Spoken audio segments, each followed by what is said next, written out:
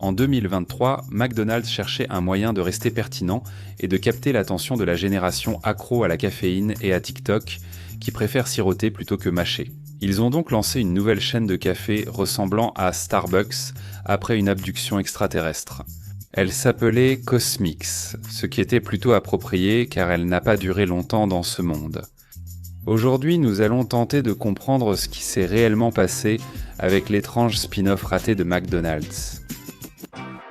Avant de commencer, abonnez-vous à la chaîne Weird History Food. Après cela, laissez un commentaire et dites-nous quels autres essais de restauration rapide vous aimeriez découvrir. D'accord, préparez-vous au décollage dans T-3, 2, 1. Quand McDonald's a annoncé Cosmix en juillet 2023, beaucoup pensaient à une blague. Le nom semblait inventé comme une blague refusée d'un épisode de Futurama, mais c'était... Je suis inarrêtable. Mais c'était bel et bien réel. McDonald's l'a même présenté comme l'alunissage, en parlant d'un spin-off axé sur les boissons, proposant des boissons spéciales, des snacks et des expériences de saveurs audacieuses. Et puis, qui n'aime pas être le sujet d'expériences ? Ça paraît étrange aujourd'hui, mais sur le papier, ça avait du sens. La culture du café formait un multivers, un cosmos caféiné doté d'une gravité propre. Starbucks dominait la galaxie tel un empereur bienveillant, tandis que les autres chaînes cherchaient vers la prochaine grande tendance de boissons. McDonald's avait déjà connu ce pouvoir. Ils avaient vu le Grimace Shake envahir Internet, et ils souffraient encore de stress post-traumatique à cause des émeutes de la sauce Szechuan de Rick et Morty en 2017. Ils ont lancé une sauce Szechuan pour les McNuggets, elle est délicieuse.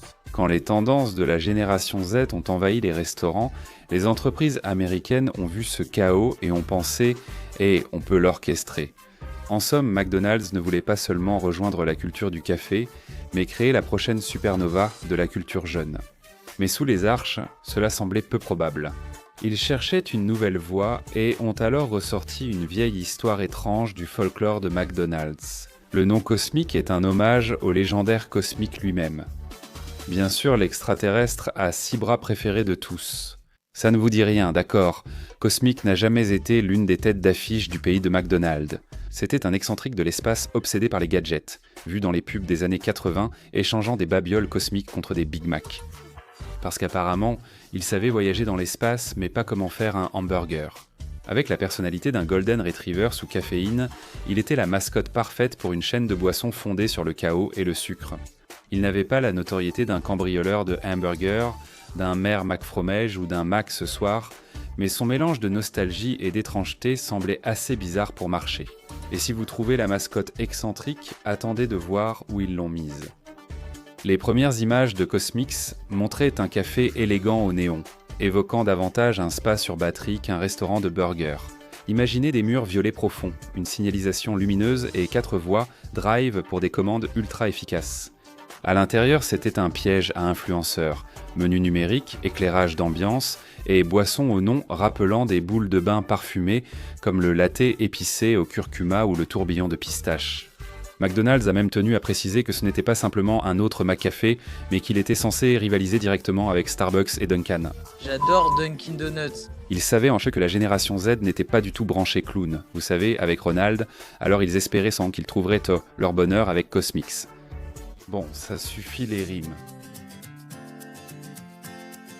Cosmic a ouvert le 7 décembre 2023 à Bolingbrook, une banlieue de Chicago devenue l'épicentre de la mission secondaire Cosmix de McDonald's. Et le premier jour ressemblait à une avant-première de film.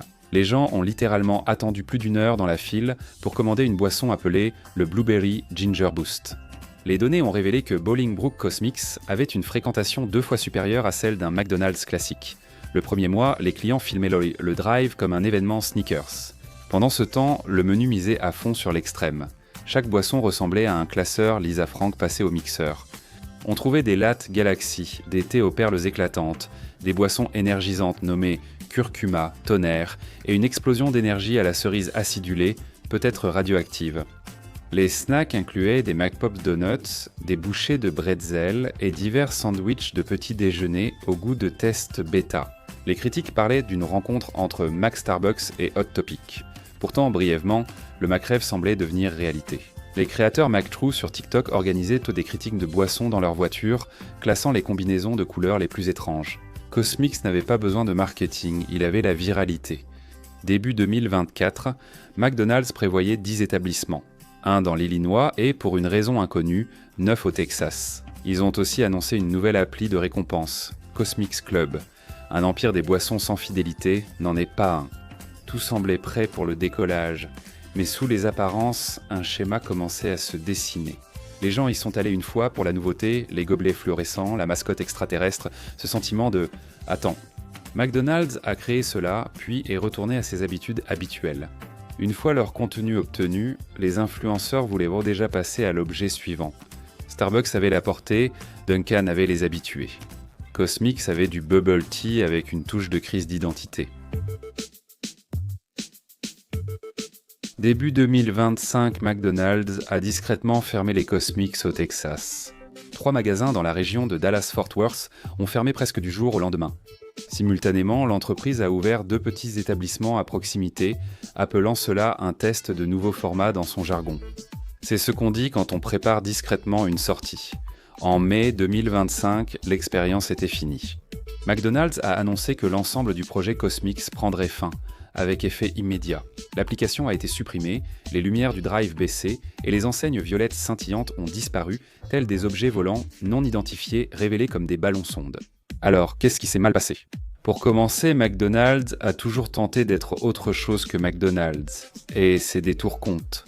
Dans les années 1990, l'entreprise a lancé l'Arc de Luxe, un burger pour adultes avec pain brioché au sésame, bacon épais, sauce mayo à la moutarde de Dijon et 300 millions de dollars de publicité.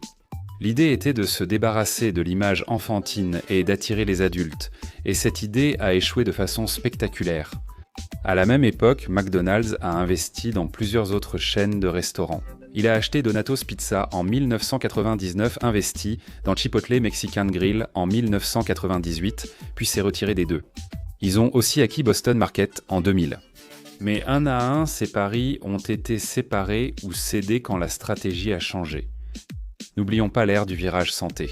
Après le succès surprise du documentaire Super Size Me en 2004, McDonald's a réagi en misant sur les salades, wraps sains, parfaits aux fruits et yaourts, et le Mac Salad Shaker, un gobelet de laitue à secouer comme des maracas. C'était un exercice de branding défensif, pour répondre bruyamment au discours mondial sur la santé.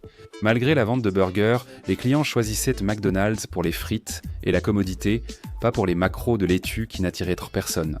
Ces tentatives suivent un schéma. La marque principale construit une identité, puis la direction essaie de l'étendre à autre chose.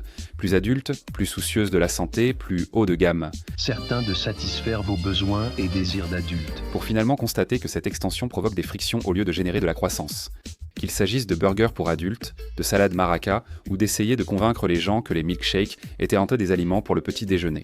La leçon, c'est que McDonald's n'a pas évolué naturellement vers ces choses, il les a ajoutées, et ce qui est ajouté n'est pas toujours adopté. Lorsque McDonald's a lancé Cosmix, son spin-off boisson en 2023, il poursuivait une tradition d'entreprise. Tester une nouvelle trajectoire autour des arches et garder ce qui fonctionne. En d'autres termes, l'histoire de Cosmix n'était pas une anomalie. C'était un cas d'école du mythe de la réinvention des arches dorées, et la même malédiction a frappé Cosmix. Ce n'était pas que les boissons étaient la mauvaise, certaines étaient vraiment amusantes, c'est que toute la marque donnait l'impression d'un projet scientifique. Les boissons énergisantes étaient longues à préparer, les garnitures ralentissaient tant le drive, et le personnel habitué à la rapidité devait gérer crème fouettée et perles de litchi. Même le président-directeur général de McDonald's, Chris Kempczinski, a admis que Cosmix créait une contradiction de marque. Trop différent pour revenir chez McDonald's, trop étrange pour exister seul. Il a expliqué qu'ils avaient utilisé la filiale pour isoler la complexité, un raccourci d'entreprise signifiant « Nous voulions jouer avec notre nourriture, mais pas en public ». Cet été-là, McDonald's avait déjà stoppé Cosmix, le qualifiant de test limité. On ne dépose pas la marque d'un extraterrestre, ne crée pas une application, ni n'ouvre 10 magasins pour s'amuser. Projet ambitieux à grande échelle, il a juste manqué de carburant en orbite. McDonald's a insisté sur le fait que Cosmix n'était pas un échec, mais une expérience, et que, qu'il l'ait en voulu ainsi au départ ou non, c'est ce que c'est devenu. L'entreprise a affirmé que ce test les avait aidés à comprendre de nouvelles saveurs, de nouvelles technologies et de nouveaux procédés sans perturber l'activité principale. C'était un lieu sûr pour apprendre les erreurs à éviter. Ils affirment que les enseignements de Cosmix amélioreront l'offre de boissons chez McDonald's, et on en voit déjà les effets. Des lattes en édition limitée, des boissons fruitées et des boissons à mousse froide sont apparus discrètement sur les menus mi-2025. Ce n'est pas la première fois que McDonald's lance quelque chose d'expérimental, pour ensuite le réintégrer plus tard. McCafé, créé en Australie en 1993, a d'abord été un concept distinct avant d'être intégré au restaurant classique. En 2025, McCafé possédait plus de 20 000 établissements dans le monde, réussissant discrètement là où Cosmix a échoué. Proposer de la caféine de façon constante plutôt que du chaos. Cette comparaison dit tout. McCafé a fonctionné parce qu'il a simplifié le café, Cosmix a échoué parce qu'il l'a compliqué. D'abord, c'était prendre un cappuccino avec votre Egg McMuffin, puis essayer notre mousse de churro Thunderball au curcuma avec perles éclatantes et croiser les doigts. Pourtant, Cosmix n'était pas sans influence. Le modèle de Drive a plusieurs voies, a attiré l'attention d'autres chaînes, Starbucks a commencé à expérimenter des points de retrait, et même Wendy's a commencé à tester des voies express. McDonald's a, comme souvent, ouvert la voie pour que d'autres reprennent sa stratégie. Alors, est-ce que Cosmix reviendra un jour ? Pas en tant que marque indépendante, mais attendez-vous à ce que le menu boisson de McDonald's devienne plus cosmique à l'avenir.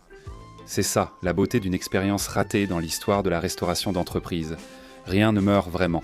Ça revient simplement préemballé avec une police plus petite et un meilleur slogan. On dirait à peine que c'est réel. Alors, qu'en penses-tu ? As-tu déjà eu l'occasion d'essayer Cosmix ? Dis-le nous dans les commentaires ci-dessous. Pendant que tu y es, regarde aussi d'autres vidéos de Weird History Food.